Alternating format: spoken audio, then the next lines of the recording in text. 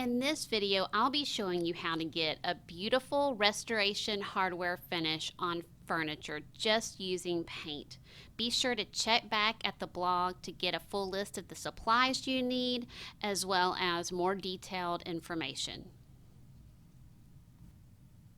First, you're going to paint on a primer. I like to use Zinsser Cover Stain.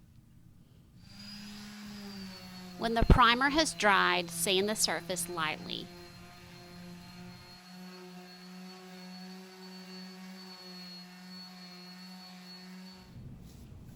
Now you're going to brush on the base coat of latex paint.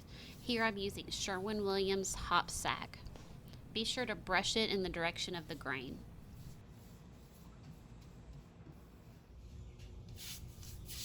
After mixing together your paint and glaze and water, you're going to brush it on the surface of your furniture piece or the section you're working on. First of all, you just want to get it covered in the paint glaze mixture. It doesn't really matter what direction you're brushing it on at this point. Now, grab a baby wipe for the last part of this step. You're going to use the baby wipe to wipe back and forth, taking off some of the excess of your paint glaze mixture. If you want to take off more, then press down a little bit harder. I usually stay with one wipe during the whole process. You can start to see some of that restoration hardware finish start to come through, but just continue to wipe back and forth. Once you get the depth of color you want, you can wipe off more if you want to get a lighter color, but once you get the shade that you want, start wiping back and forth to get a consistent wood grain appearance. You'll see here that I'm starting to wipe from the right to left, and I'm not picking up the wipe in the middle. I'm just going in consistent long strokes.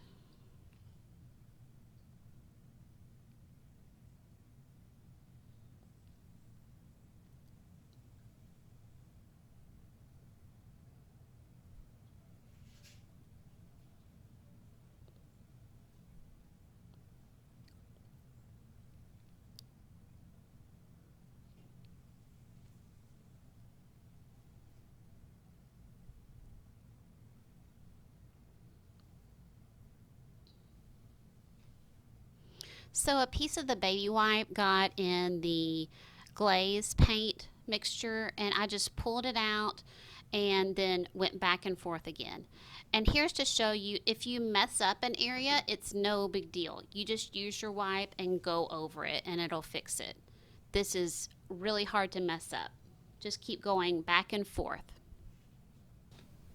Now, if you want the look of a solid tabletop, you're going to do this last step just like I did on the sample. But you can also make it look like you have faux planks just by using paint. So to do that, my table has the breadboard ends and then 5 middle long planks. So I'll show you how to do that. First of all, you're going to tape off where you want your breadboard ends, and you're going to paint those ends doing the very last step we just did, and let those dry a couple hours. And while those are drying, you can do the legs or maybe the apron. I would do one leg at a time, one apron at a time. And then after those breadboard ends have dried, you're going to tape off the planks. We'll say plank 1, 3, and 5. You just want to tape off planks that are not next to each other. And you're going to do that last step to these. So let those dry a couple hours and then tape off 2 and 4 and then do the same thing. But every time you tape off, you want to tape so that you can see a little bit of that line. You want to leave some of the line exposed because the paint is going to sit in that area and will make that line darker, and that'll give us the lines between each plank. Now that the last step has dried overnight, it's time to dry brush on some white paint and glaze. You noticed I dipped the tip of my brush in the mixture and now I'm wiping most of it off. I like using a colored plate for this so I can see that most of it's off. And then I'm just going to go back and forth against the sample here. You can always add more of the mixture to your brush. It's easier to wipe off more than you think than to get too much. But if you do get too much, you can just smudge those areas in the direction of the grain with your finger, and that will make those lines that are maybe too bright a little bit more dull. So you're going to do this to the entire tabletop. And it's pretty subtle, but this is a great way to lighten the surface if you think it's maybe a little bit too dark, and to control the shade that you end up with.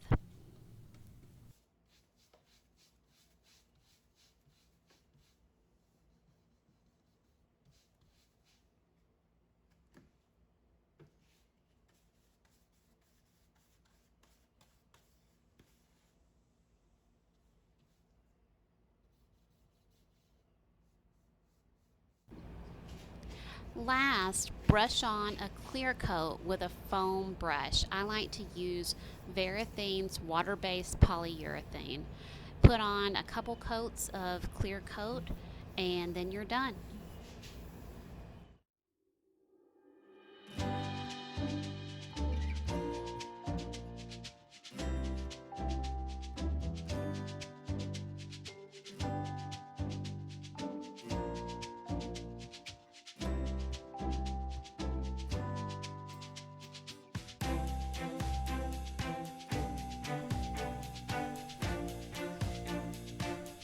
Be sure to see the full tutorial at renovatedfaith.com, where you can also download a free furniture painting cheat sheet to save you time and get a beautiful finish on any furniture project.